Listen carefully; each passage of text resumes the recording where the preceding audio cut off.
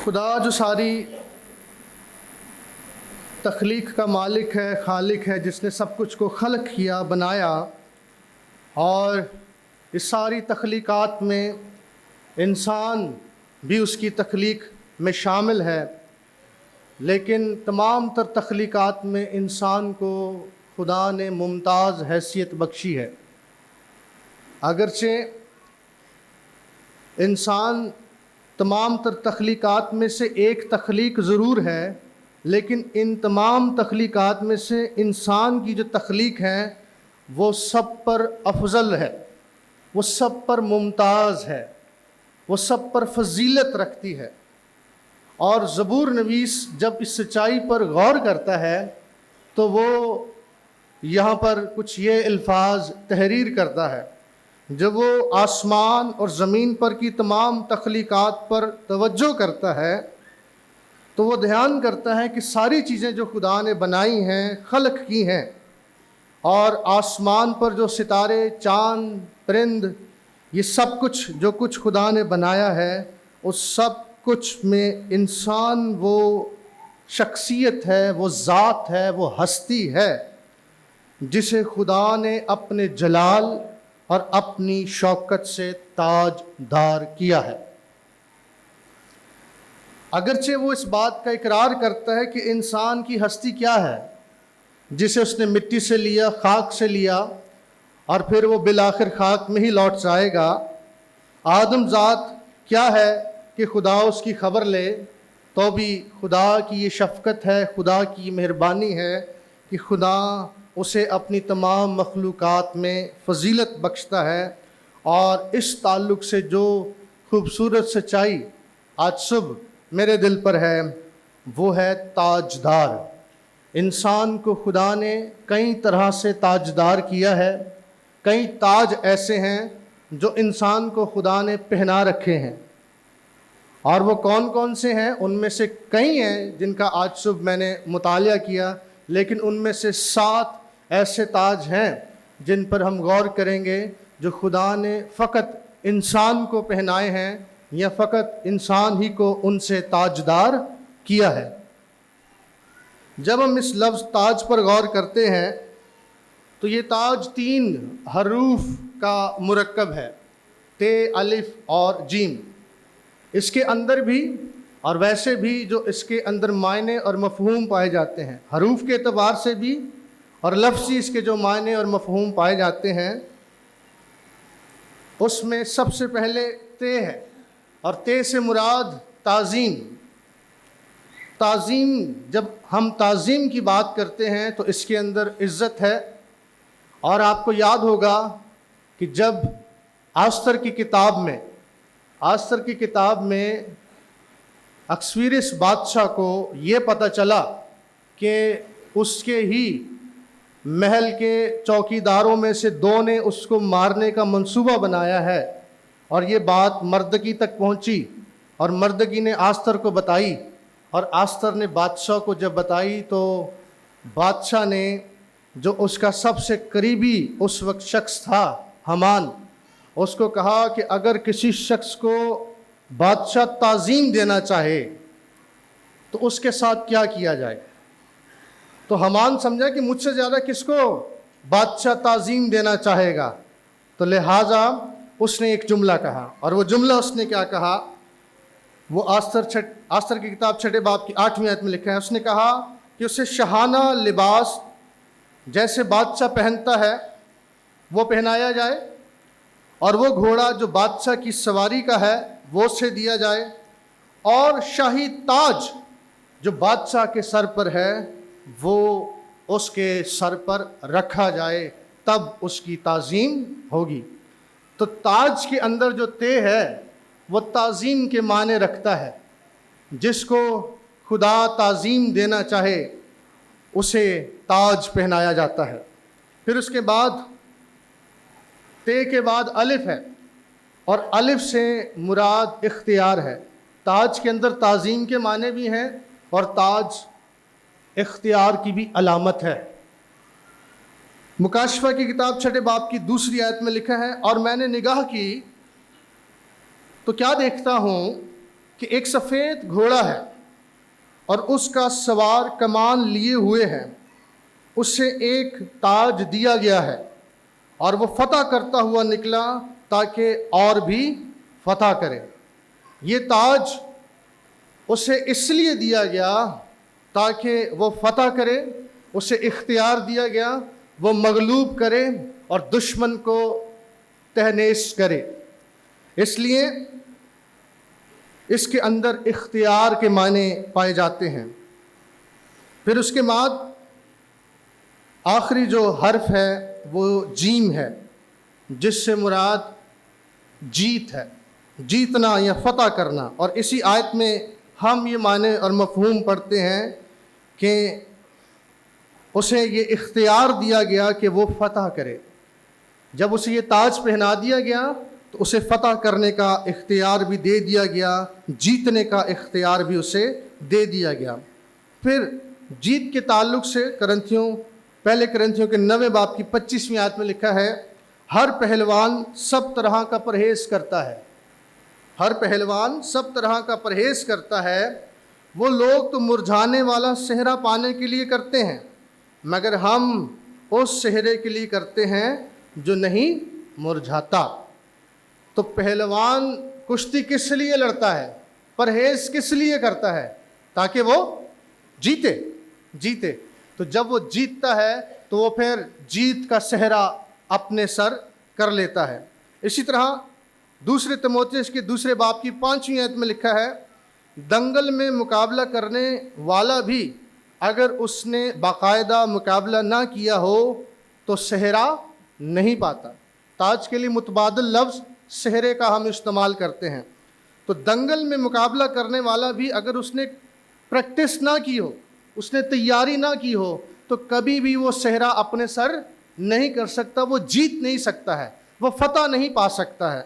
اس طرح سے تاج کے اندر نمبر 1 تعظیم ہے، عزت ہے، یہ عزت کی علامت ہے، یہ اختیار کی علامت ہے اور یہ جیت کی علامت ہے۔ اور ایک اور بات جس کا میں یہاں ذکر کرنا چاہتا ہوں، پہلے کرنتھیوں کے 9 باب کی 24ویں آیت میں، کیا تم نہیں جانتے کہ دوڑ میں دوڑنے والے تو سب ہی ہیں مگر انعام ایک ہی لے جاتا ہے، تم بھی ایسے دوڑو کہ جیتو۔ تو کرنتھس کے ایمانداروں کو پولس رسول اس بات کو یوں بیان کرتا ہے، اور اس کے ساتھ جو چوتھی بات ہے جیم کے ساتھ جو وابستہ ہے وہ ہے جمال، خوبصورتی، حسن۔ تاج جو ہے وہ حسن کی بھی علامت ہے، خوبصورتی کی بھی علامت ہے۔ آستری کی کتاب اس کے پہلے باب کی 11ویں آیت میں لکھا ہے، وشتی ملکہ کو شاہی تاج پہنا کر بادشاہ کے حضور، بادشاہ نے حکم دیا کہ وشتی ملکہ کو شاہی تاج پہنا کر بادشاہ کے حضور لائیں تاکہ اس کا جمال لوگوں اور امراء کو دکھائیں، کیونکہ وہ دیکھنے میں خوبصورت ہے۔ تو ملکہ کی جو خوبصورتی ہے اس کو اجاگر کرنے کے لیے، اس کو نمایاں کرنے کے لیے، اس کے حسن و جمال کو امراء پر ظاہر کرنے کے لیے لکھا ہے ملکہ کو شاہی تاج پہنا کر امراء کے سامنے پیش کیا جائے۔ تو تاج کے اندر تعظیم ہے، اختیار ہے، جیت ہے اور جمال ہے، خوبصورتی ہے۔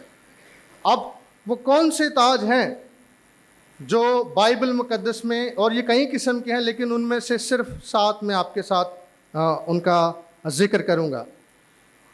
آئیے پہلا تاج ہم دیکھیں جس کا ذکر بائبل مقدس میں کیا گیا ہے اور آپ اس سے یقیناً واقف ہیں۔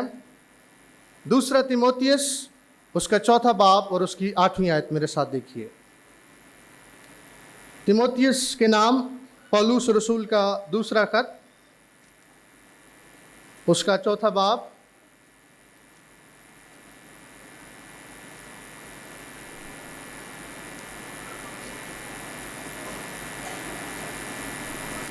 اور اس کی 8ویں آیت۔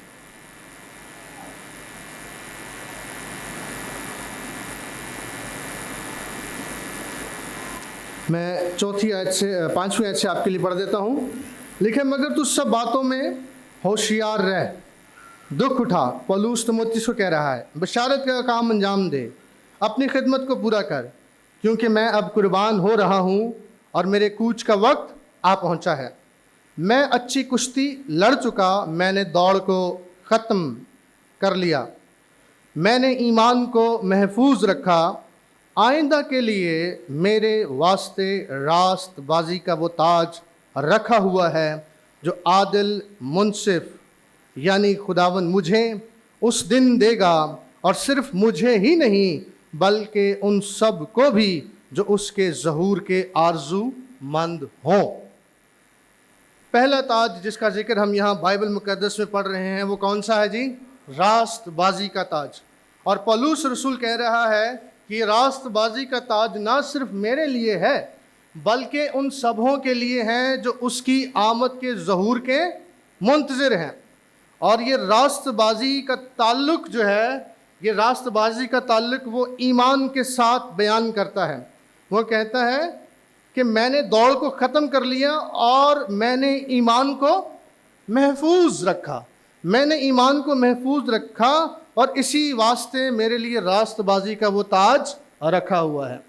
بہنوں اور بھائیوں، یہ راست بازی کا جو تاج ہے، میں اور آپ اس وقت اس کے دعوے دار ہو سکتے ہیں یا اس کے مستحق ہو سکتے ہیں جب ہم خدا کے بیٹے یسوع مسیح پر ایمان لاتے ہیں، کیونکہ راست بازی کا یہ تاج کوئی شخص اپنے نیک کاموں سے حاصل نہیں کر سکتا ہے۔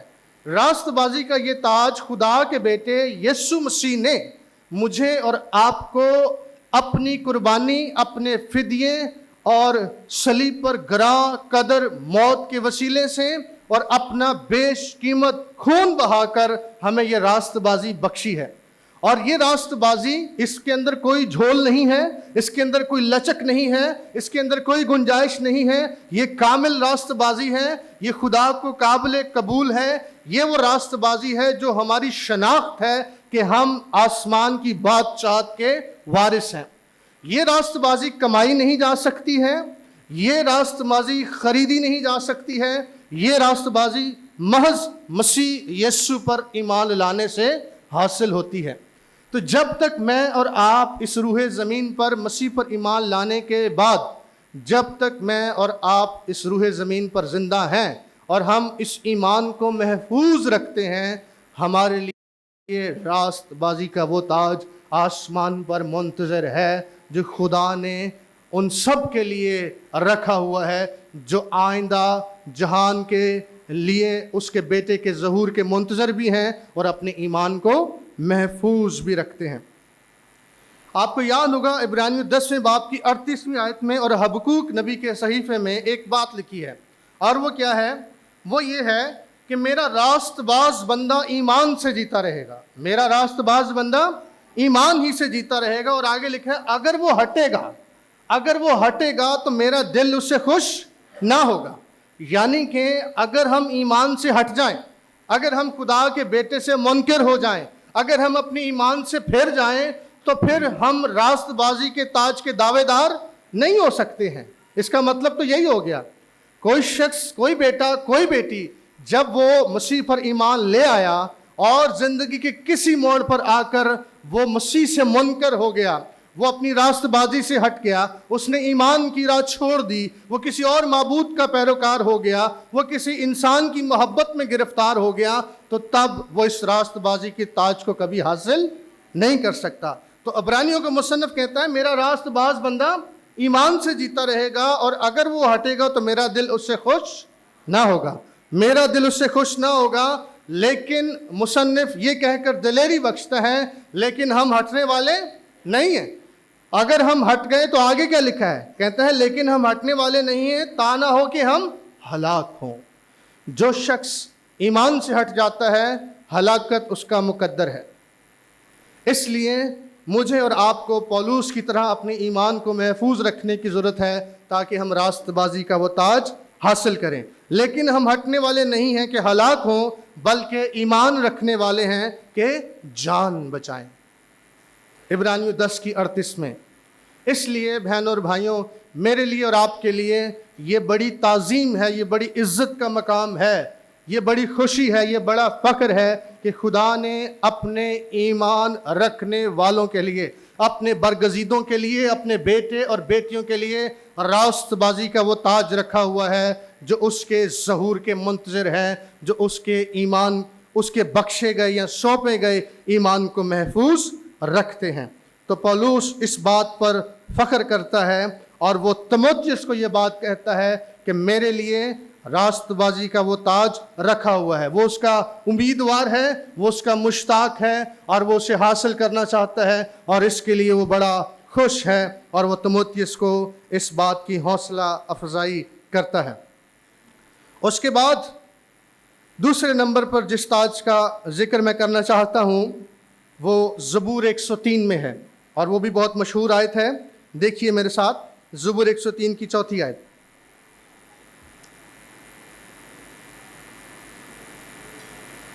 زبور کی کتاب زبور 103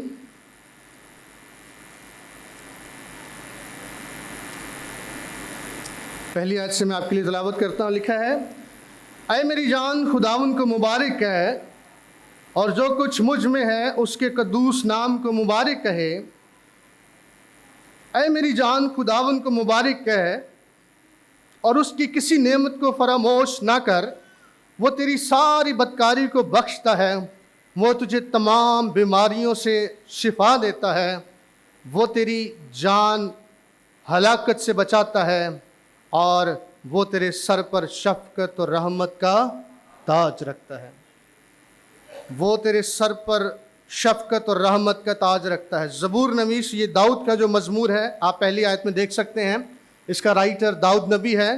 داؤد نبی کو اس بات کا تجربہ ہے، اور داؤد اس بات کے تجربے سے گزرا ہے کہ جس خدا کی وہ عبادت کرتا ہے، جس کی وہ تعظیم کرتا ہے، جس نے اس کو بھیڑوں کی بو سے نکال کر اسرائیل کا بادشاہ بنایا اور ساری سلطنت اس کے اختیار میں کر دی، وہ اس خدا کو جانتا ہے۔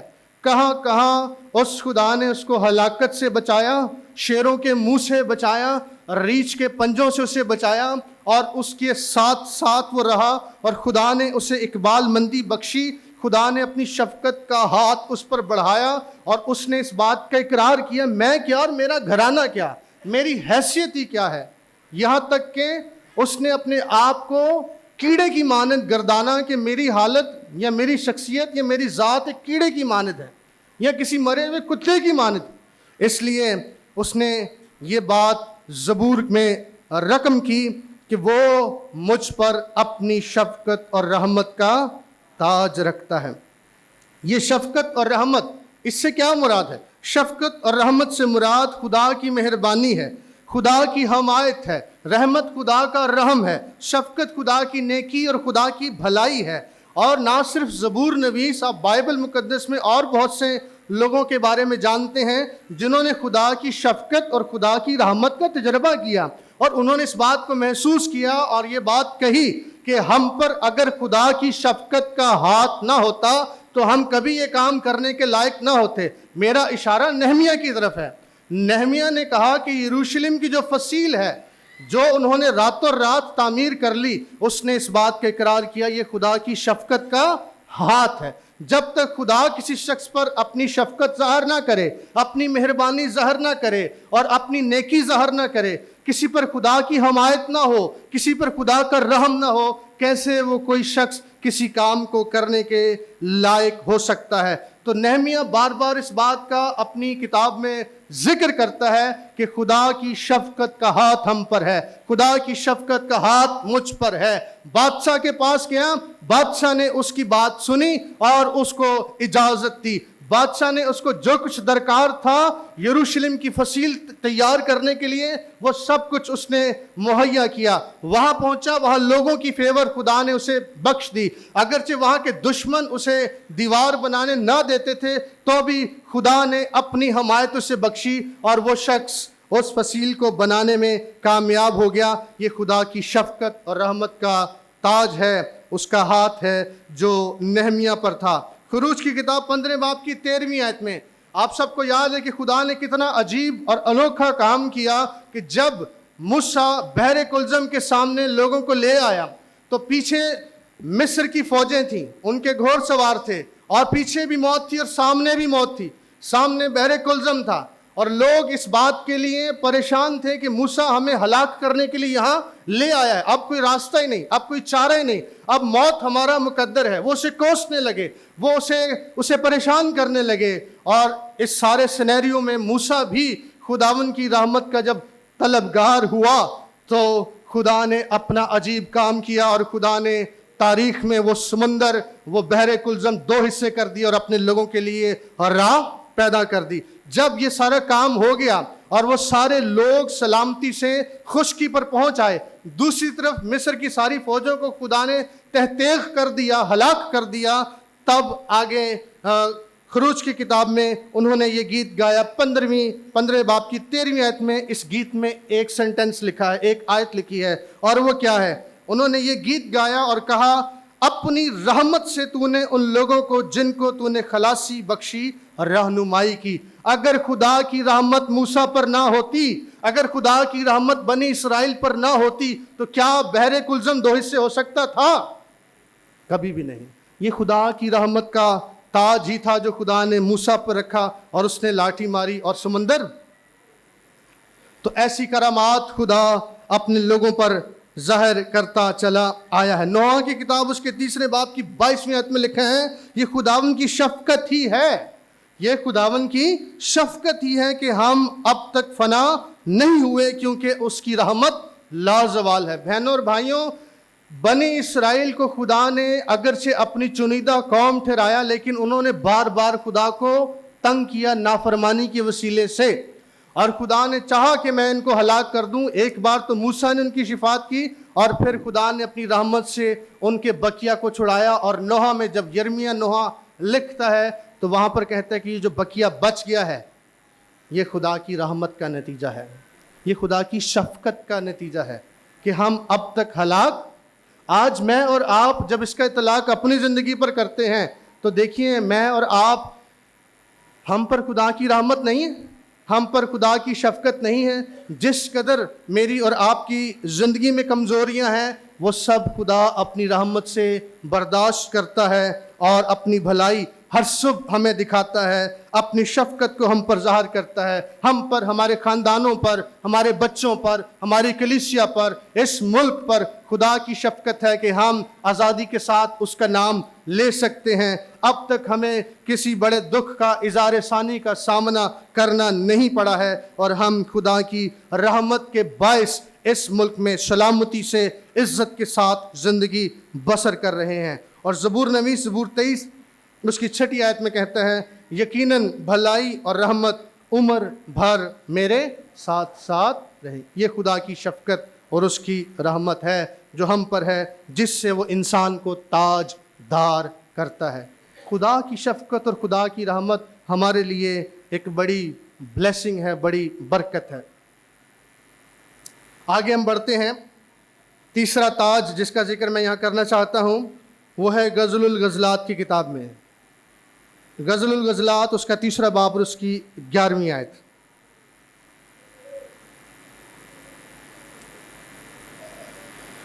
وائز کے بعد امثال، وائز، اور اس کے بعد غزل الغزلات۔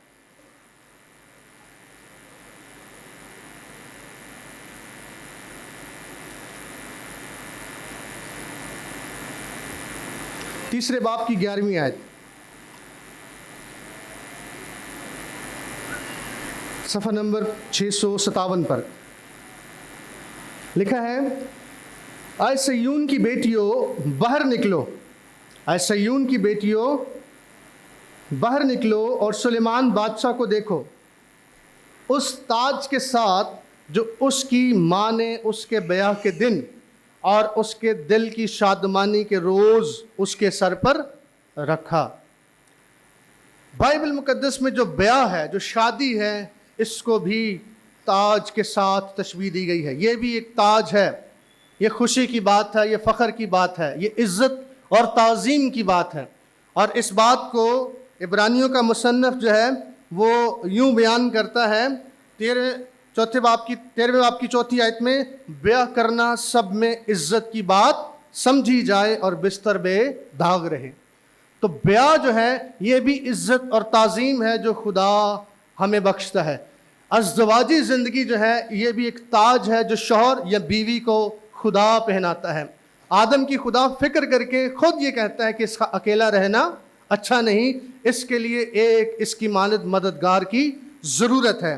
تو غزل الغزلات کی کتاب میں ہم پڑھتے ہیں، سیون کی بیٹیوں باہر نکلو، سلیمان بادشاہ کو دیکھو۔ کیوں دیکھو؟ کیونکہ اس کی ماں نے اس کے سر پر اس کے بیاہ کے دن تاج رکھا ہے۔ یہ تاج ازدواجی زندگی کے لیے بھی ایک عزت کی علامت ہے۔ امثال کی کتاب اس کے 12ویں باب کی 4 آیت میں لکھا ہے، نیک عورت اپنے شوہر کے لیے تاج ہے۔ آپ نے یہ تو خاص کر ہمارے ایشین کلچر میں سونی رکھا ہوگا، شوہر کے لیے سرتاج کا لفظ، بیوی اپنے شوہر کو سرتاج سمجھتی ہے یا سر کا تاج سمجھتی ہے۔ بائبل فرماتی ہے نہ صرف شوہر اپنی بیوی کے لیے تاج ہے، بلکہ بیوی، نیک بیوی اپنے شوہر کے لیے کیا ہے؟ تاج ہے۔ کیسی مبارک و ازدواجی زندگی ہوگی، کیسی مبارک و ازدواجی زندگی ہوگی جس کے اندر بیوی اپنے شوہر کو اپنا تاج سمجھے، یہ عزت بخشے، اس کے اختیار کو تسلیم کرے، اس کی تعظیم کرے، اور دوسری طرف شوہر بیوی کو اپنا سر کا تاج سمجھے، اس کو یہ عزت دے، اس کو وہ مقام دے اور اسے وہ اختیار دے جو خدا کے کلام نے اسے بخش رکھا ہے۔ وہ ازدواجی زندگی خدا کے کلام کے مطابق مبارک زندگی ہو سکتی ہے جس میں بیوی شوہر پر فخر کرے اور دوسری طرف شوہر بیوی پر فخر کرے۔ میرے سامنے اور آپ سب کے سامنے، آپ اسی کلچر کا حصہ ہیں، آپ کے سامنے کئی ایسے کیسز ہوں گے جس کے اندر بیوی اپنے ساتھ اپنے شوہر کا نام لگانا پسند نہیں کرتی ہے، اور وہ اپنے باپ کا نام ساتھ لگا کر، ہماری ڈاکومنٹیشنز کے اندر بھی کچھ ایسے ہمیں فارم فل کرنے پڑے جس میں شوہر کے ہوتے ہوئے بھی یہ ریکویسٹ کی گئی کہ نہیں، ہمارے باپ کا نام ہمارے ساتھ لگایا جائے۔ یہ کیا ہے؟ یہ المیہ ہے، یہ افسوس ہے، یہ دردناک بات ہے کہ ایک بیوی اپنا شوہر ہونے کے باوجود بھی اس کا نام اپنے نام کے ساتھ لگانا پسند نہیں کرتی ہے، اور وہ اسے اپنے لیے رسوائی کا سبب سمجھتی ہے۔ خوشی کی بات یہ ہے، فخر کی بات یہ ہے، مبارک حالی یہ ہے کہ شوہر کے ساتھ بیوی اپنے لیے اسے اپنا تاج سمجھے، اور بیوی اپنے شوہر کا اپنے ساتھ نام لکھتے ہوئے اسے اپنی عزت سمجھے، اپنی تعظیم سمجھے، اپنے لیے فخر سمجھے۔ اس لیے بہنوں اور بھائیوں، بائبل مقدس فرماتی ہے کہ بیاہ جو ہے وہ تاج کی علامت ہے، ازدواجی زندگی تاج کی علامت ہے۔ شوہر بیوی کے لیے تاج ہے اور بیوی شوہر کے لیے تاج ہے۔ اس لیے بیاہ، شادی جو ہے اسے تاج کے ساتھ تشبیہ دی گئی ہے۔ اس کے بعد آگے ہم بڑھتے ہیں، امثال کی کتاب میرے ساتھ دیکھیے، اس کا 16واں باب اور اس کی 31ویں آیت۔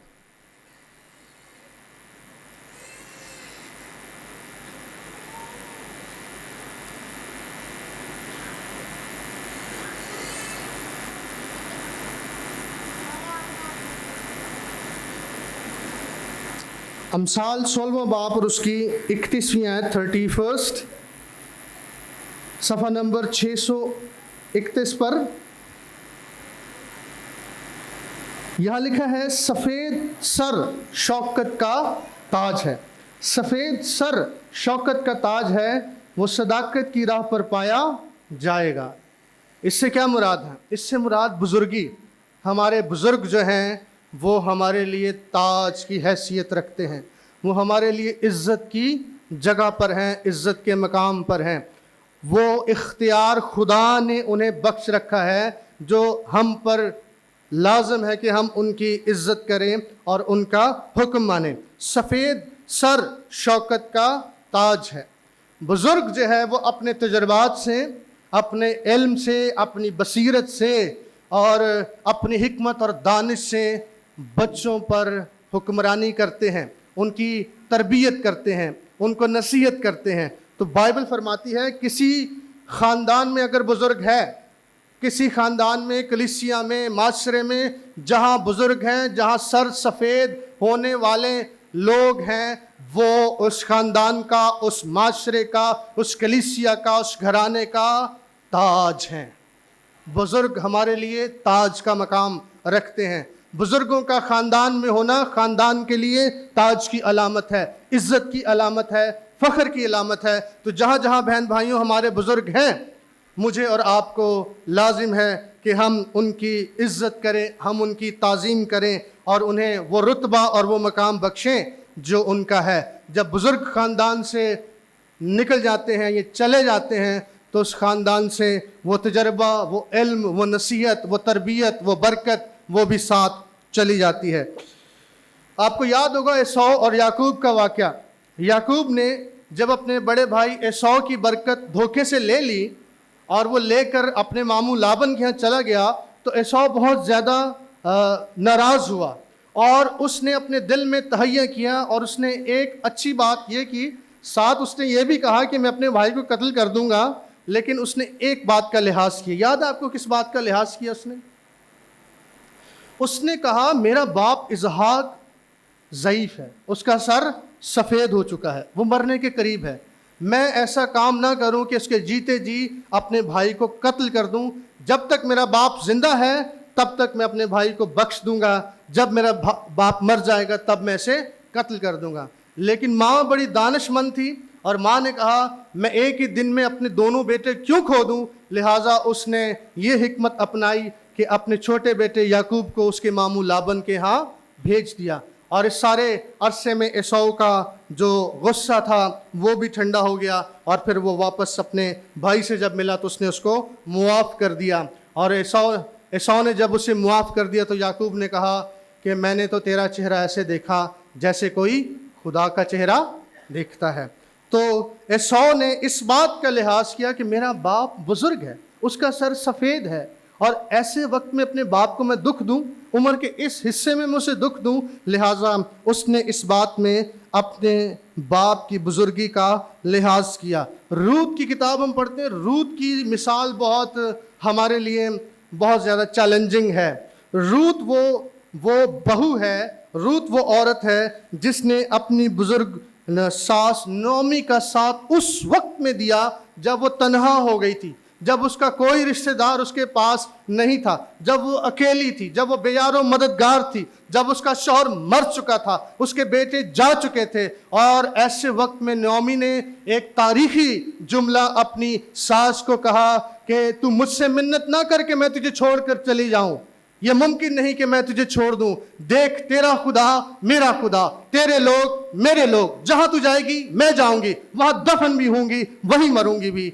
ये है नोमी के लिए रूत की, उसकी बुजुर्ग सास की या माँ की इज्जत जो उसके दिल में थी। उसने कहा मुझसे मत कह कि मैं तुझे छोड़कर चली जाऊं। उसने कहा तेरी बड़ी बहू जो है वो तो उर्फा मुझे चूम कर चली गई है और अब तेरे लिए मेरे पास कोई मुस्तकबिल नहीं है, कोई उम्मीद नहीं है। मैं इस उम्र में हूं कि मैं शादी नहीं कर सकती, बच्चे पैदा नहीं कर सकती, मैं कहाँ तेरा ब्याह करूंगी। उसने इस बात की परवाह नहीं की, नोमी रूत ने इस बात की परवाह नहीं की। उसने कहा नहीं, मैं तेरे साथ जाऊंगी, तेरा खुदा मेरा खुदा, तेरा माबूद मेरा माबूद।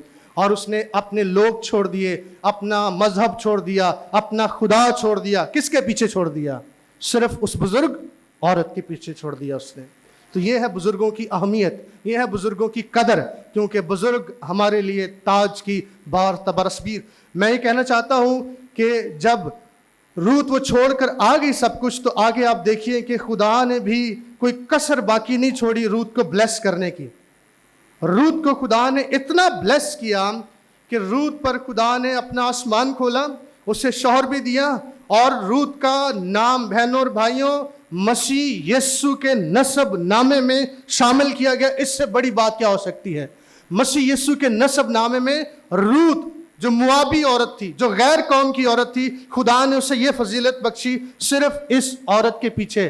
और उसको उसने क्या बख्शा? बेटा बख्शा जो दाऊद का बाप था। और फिर खुदा ने उसे सरबुलंद किया। तो लिहाजा जो बुजुर्ग हैं, जो सफ़ेद सर हैं ख़ानदान में, कलीसिया में, बहनों और भाइयों, बेटों और बेटियों, वो हमारे लिए ताज की हैसियत रखते हैं। और जब तक बुजुर्ग हैं ख़ानदान में, घराने में, उन पर खुदा की ब्लेसिंग है, उन पर खुदा की बरकत है। और जो तजर्बा, जो इल्म, जो हिकमत, जो दनाई, जो दानिश उनके पास है, मैं और आप उससे मुस्तफ़ीद हो सकते हैं, बरकत پا سکتے ہیں۔ آگے ہم بڑھیں گے نمبر 5 کی طرف۔ امثال کی کتاب آپ کے سامنے کھلی ہے، اس کا 17واں باب اور اس کی 6 آیت دیکھیے۔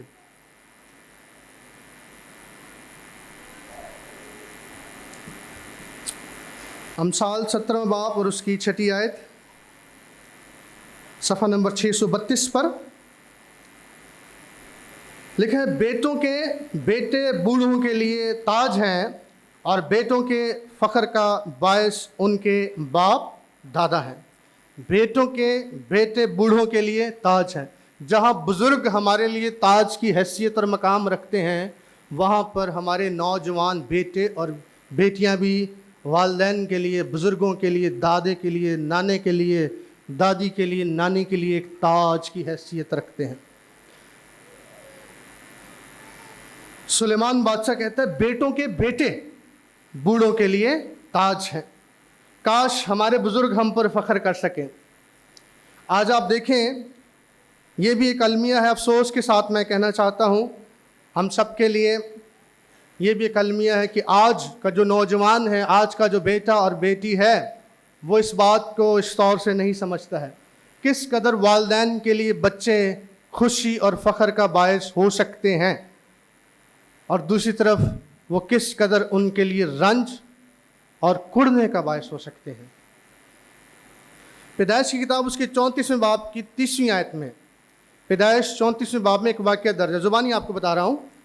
پیدائش 34ویں باب میں ایک واقعہ درج ہے، اور وہ واقعہ یعقوب کی زندگی سے وابستہ ہے۔ آپ کو یاد ہوگا کہ خداوند نے اس کو 11 بیٹے دیے تھے اور ایک بیٹی دی تھی جس کا نام دینا تھا۔ ابھی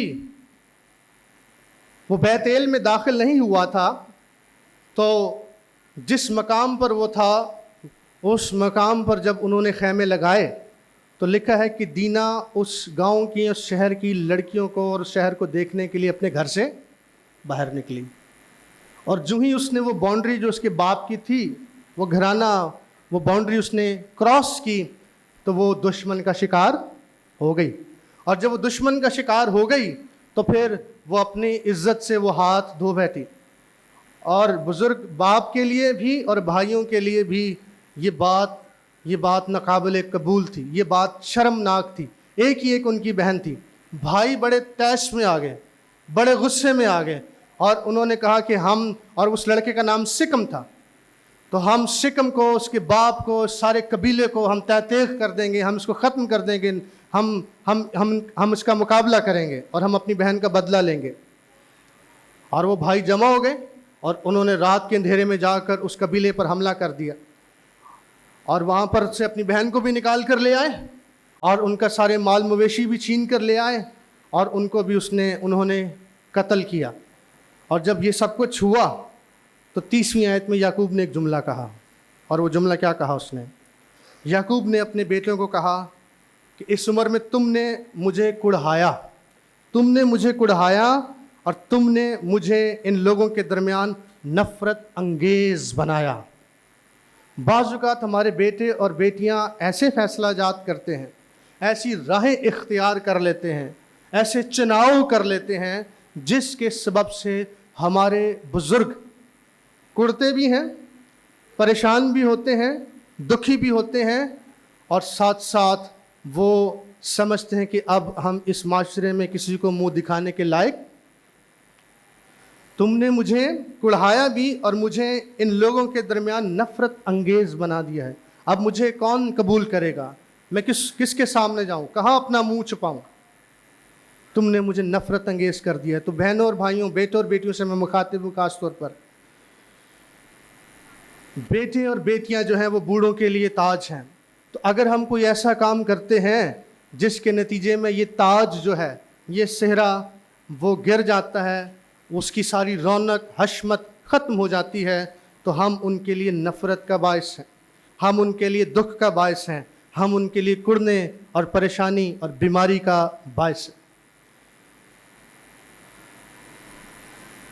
اس لیے بیٹے اور بیٹیوں کو آج صبح یاد دہانی اور نصیحت کرنا چاہتا ہوں کہ جب تک ہمارے بزرگ حیات ہیں ہم نے ان کی عزت کرنی ہے، اور ہم نے کوئی ایسا کام اپنی زندگی میں نہیں کرنا ہے جس سے ہمیں کلیسیا کو، معاشرے کو اور بالخصوص خاندان کو शर्मिंदगी का सामना करना पड़े, क्योंकि बेटों के बेटे बूढ़ों के लिए ताज। आगे हम बढ़ेंगे और अगला जो ताज है वो मत्ती के इंजील उसके 27वें बाब की 29वीं आयत में दर्ज है। आइए नए अहदनामे में मेरे साथ मत्ती 27 बाब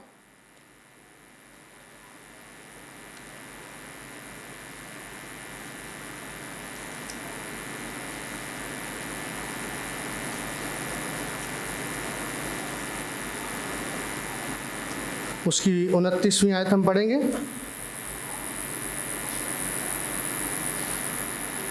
सत्ताईसवीं आयत से मैं आपके लिए पढ़ रहा हूँ, सफ़ा नंबर 33 पर, मत्ती की इंजील उसका 27वां बाब 27वीं आयत। इस पर हाकिम के सिपाहियों ने यीशु को किले में ले जाकर सारी पलटन उसके गिर्द जमा की और उसके कपड़े उतार कर उसे किरमजी चोगा पहनाया और कांटों का ताज बनाकर उसके सर पर रखा और एक सरकंडा उसके दाहिने हाथ में दिया और उसके आगे घुटने टेक कर उसे ठट्ठों में उड़ाने लगे कि आए यहूदियों के बादशाह आदाब।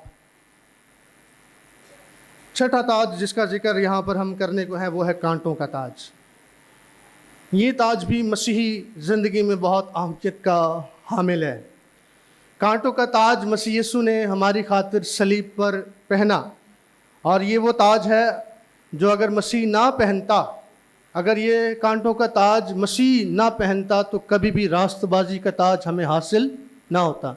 ये कांटों का ताज अगर मसीह ना पहनता तो कभी भी हमेशा की ज़िंदगी का ताज हमें हासिल ना होता। ये कांटों का ताज मेरे लिए और आपके लिए, दुनिया के लिए तो ये ठट्ठों में उड़ाए जाने का बायस था और है, लेकिन हमारे लिए ये कांटों का ताज ग्रां कदर है। हमारे लिए ये बहुत ही कीमती है, क्योंकि मसीह यीशु ने ये कांटों का ताज मेरे लिए और आपके लिए पहना है, ताकि मैं और आप उस आसमान की बादशाहत में इज्जत के साथ दाखिल किए जाएं, रास्तबाजी का ताज पहने और हम हमेशा की जिंदगी के वारिस हों। इस कांटों के ताज के अंदर जो मुकाशफा है वो ये है, जो बात सीखने की और हम पर इतलाक होने वाली है वो ये है कि अगर मसीह ने ये कांटों का ताज पहना है तो मसीह ने दुख सहकर हमें एक अमली नमूना दिया है और उन्होंने हमें ये तालीम दी है कि अगर मेरे साथ ऐसा हुआ है तो तुम्हारे साथ क्यों करना होगा। अगर हरे के साथ ऐसा हुआ है तो सूखे के साथ क्यों करना होगा। इसका ये हरगिज़ मतलब नहीं है कि हमें भी वो लिटरली कांटों का ताज पहनना है। इससे मुराद ये है कि मसीह की खातिर दुख सहना, मसीह के नाम की खातिर अज़ियत बर्दाश्त करना। और मुबारक हैं मुल्क पाकिस्तान की कलीसिया और वो तमाम कलीसियाएँ जो दुख में से होकर गुज़रती हैं, जो मसीह की खातिर तासुब का शिकार होती हैं, जो मसीह की खातिर अपने इनामात से और अपनी मराद से महरूम होती हैं। वो कलीसियाएँ, वो बहन भाई, वो लोग, वो शख्स, वो ख़ानदान जो मसीह की खातिर ये दुख सहता है। मसीह ने कहा जब लोग मेरे नाम के सबब से तुम्हें सताएंगे और तुम्हें लान तान करेंगे और तुम्हारी बाबत नाहक बातें कहेंगे तो उसको क्या होना? खुश होना, खुश होना और निहायत शादमान होना, क्योंकि आसमान पर तुम्हारा अजर। इसका मतलब है कि मसीह की खातिर हम इस दुख को, इस ताज को पहन रहे हैं जो हमारे लिए खुशी का बायस है। मैं चाहता हूं कि एक हवाला हम पढ़ें कांटों के ताज के हवाले से, अमाल की किताब उसके 5वें बाब की 40वीं और 41वीं आयत।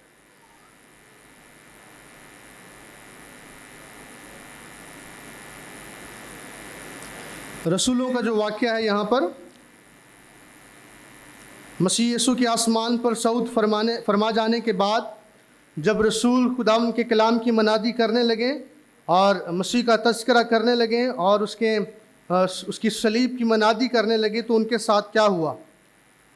जो उस वक्त के फ़कीह फरीसी थे, यहूदी थे, उन्होंने उनके साथ क्या सलूक किया। उस वक्त का एक फ़िक़ा था जिसका नाम गमलीएल था। उसके अल्फाज हैं ये, 39वीं आयत से मैं आपके लिए पढ़ रहा हूँ। अमाल की किताब 5वां बाब और 39वीं आयत। लेकिन अगर खुदा की तरफ से है तो तुम इन लोगों को मगलूब न कर सकोगे। ये गमलीएल कह रहा है अपने साथियों को। उन्होंने उसकी बात मानी और रसूलों को पास बुलाकर उनको पिटवाया और ये हुक्म देकर छोड़ दिया कि यीशु का नाम लेकर बात ना करना। बस वो अदालत से इस बात पर खुश होकर चले गए कि हम उस नाम की खातिर बेइज्जत होने के लायक तो ठहरे। ये उनके लिए प्रिविलेज था, ये उनके लिए एजाज़ की बात थी कि हम यीशु नाम की खातिर बेइज्जत होने के लायक तो ठहरे। ये हमारे लिए इज़्ज़त की बात है कि हम मसीह की खातिर दुख सहें, मसीह की खातिर लान तान सहें, मसीह की खातिर हम पिटवाए जाएं। ये हमारे लिए इज़्ज़त की बात है। तो कांटों का जो ताज है वो दुख को ज़ाहिर करता है, वो इज़ारसानी को ज़ाहिर करता है, वो तकलीफ़ों को ज़ाहिर करता है, वो आजमाइशों को ज़ाहिर करता है और वो मुखालफत को ज़ाहिर करता है, वो रद्द किए जाने को ज़ाहिर करता है। और इस ताज को मुझे और आपको भी पहनना ज़रूर है ताकि मैं और आप भी इज़्ज़त के साथ उसकी बादशाहत में दाखिल किए जाएं। सातवां और आखिरी ताज जिसका जिक्र मैं करना चाहता हूँ वो मुकाशफा की किताब में है। मुकाशफा 2 बाब और उसकी 10वीं आयत। अगरचे ज़्यादा थे लेकिन मैंने 7 का चुनाव किया है, तो हम यहाँ पर रुक जाएंगे। मुकाशफा की किताब 2 बाब और उसकी 10वीं आयत। ये बहुत मशहूर आयत है और वो क्या है? 2 बाब की 10वीं आयत लिखा है, जो दुख तुझे सहने होंगे मुकाशफा, जो दुख तुझे सहने होंगे उनसे खौफ न कर। देखो इब्लीस तुम में से बाज़ को कैद में डालने को है ताकि तुम्हारी आजमाइश हो और 10 दिन तक मुसीबत उठाओगे, जान देने तक भी वफादार रह तो मैं तुझे ज़िंदगी का, हालेलुया, ये हमारी होप है, ये हमारी खुशी है, ये हमारी शादमानी है। इसी के हम उम्मीदवार हैं कि खुदा के बेटे पर ईमान लाने के बायस जब तक हम उसके साथ वफादार हैं खुदा उन्हें ज़िंदगी का ताज बख्शता है। यूहन्ना की इंजील 5वें बाब की 26वीं आयत में लिखा है, क्योंकि जिस तरह बाप अपने में ज़िंदगी रखता है उसी तरह उसने बेटे को भी ये बख्शा कि वो अपने आप में ज़िंदगी रखे। क्योंकि जिसके पास बेटा है उसके पास ज़िंदगी है, जिसके पास बेटा नहीं उसके पास ज़िंदगी भी नहीं है। मुबारक है मैं और आप जो बेटे को जानते हैं, बेटे का इरफान रखते हैं, बेटे पर ईमान रखते हैं, बेटे को पूछते हैं, बेटे को चूमते हैं। क्योंकि जिसके पास बेटा है उसके पास ना सिर्फ ज़िंदगी है बल्कि कसरत की ज़िंदगी है, ना सिर्फ ज़िंदगी है बल्कि हमेशा की ज़िंदगी है। और खुदा अपने लोगों से वादा करता है, अगर तू जान देने तक वफादार रहेगा, अगर तू जान देने तक वफादार रहेगी तो मैं तुझे ज़िंदगी का ताज बख्शूंगा।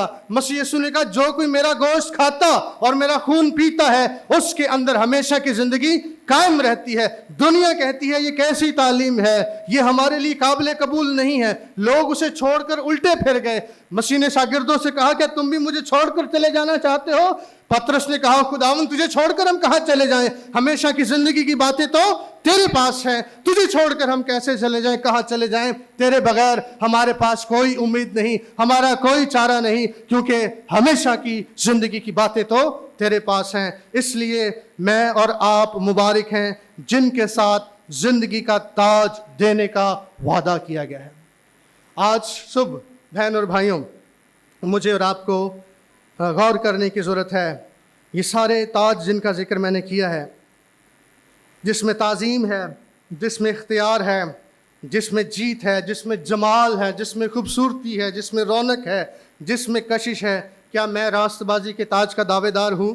क्या मैंने मसीह यीशु को अपना शख्सी निजात दहिंदा कबूल कर लिया है? क्या मैं उसके बेटे मसीह के खून से धुल गया हूँ? क्या मैं उसके निजात बख्श कफ़ारे पर ईमान ले आया हूँ? तब मैं और आप कह सकते हैं, हाँ, रास्तबाजी का ताज मेरे लिए भी आसमान पर रखा हुआ है। क्या हम खुदा की शफ़क़त से महरूम तो नहीं हैं? क्या हम पर, हमारे बच्चों पर खुदा की शफ़क़त और रहमत का ताज है? इस बात पर भी हमें गौर करने की ज़रूरत है। ब्याह ताज की अलामत है। क्या मेरी वाइफ मेरे लिए ताज का बायस है? کیا بیوی یہ کہہ سکتی ہے کہ میرا شوہر میرے لیے تاج کی علامت ہے، میں اس پر، اس کی زندگی پر، اس کے کردار پر، اس کی وفاداری پر میں فخر کر سکتا ہوں یا کر سکتی ہوں؟ یہ میرے لیے اور آپ کے لیے چیلنج ہے۔ سفید سر شوکت کا تاج ہے۔ کیا ہمارے بزرگ جو ہیں وہ ہمارے لیے عزت کی جگہ پر ہیں؟ کیا میں نے اور آپ نے ان کو وہ مقام، وہ درجہ دے رکھا ہے جس کے باعث وہ ہم پر فخر کر سکیں کہ ہمارے بچے ہمارے لیے تاج کی حیثیت رکھتے ہیں؟ بیٹے اور بیٹیاں جو ہیں وہ بوڑھوں کے لیے تاج ہیں۔ ہماری نوجوان نسل کیا وہ اپنے بوڑھوں کے لیے، بزرگوں کے لیے تاج کی حیثیت، عزت کی حیثیت رکھتی ہیں، فخر کا مقام رکھتی ہیں؟ اور آخر میں کیا زندگی کے تاج کا میں حقدار ہوں یا نہیں؟ آئیے اس سچائی کے ساتھ ہم اپنے سروں کو جھکائیں اور ہم دعا کریں۔